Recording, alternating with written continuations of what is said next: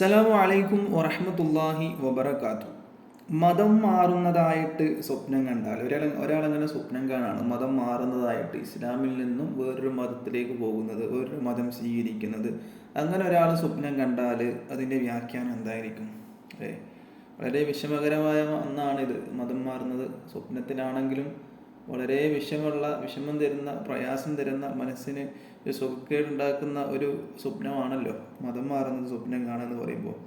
ചില സ്വപ്നങ്ങൾ നമ്മൾ കാണുമ്പോൾ ഇത് യാഥാർത്ഥ്യമാണോ, റിയലായിട്ട് നടക്കുന്നതാണോ എന്ന് പോലും തോന്നിപ്പോവും.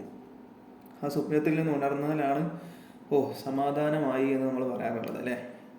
അപ്പോൾ മതം മാറുന്നതായിട്ട് ഒരാൾ സ്വപ്നം കണ്ടാൽ ഇതിൻ്റെ വ്യാഖ്യാനം എന്തായിരിക്കും? ഖലീൽ ഇബ്നു ഷാഹിർ ലാഹിരി എന്നവർ അവിടുത്തെ ഒരു കിതാബിൽ പറയാണ്. എന്താണ് പറയുന്നത്?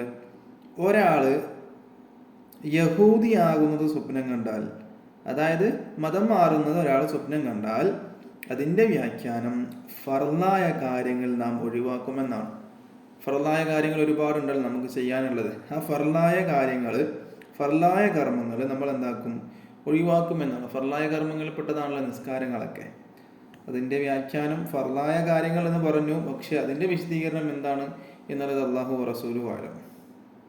മാത്രമല്ല, മരണത്തിൻ്റെ മുന്നേ ശിക്ഷ ലഭിക്കും എന്നുമാണ് വ്യാഖ്യാനം.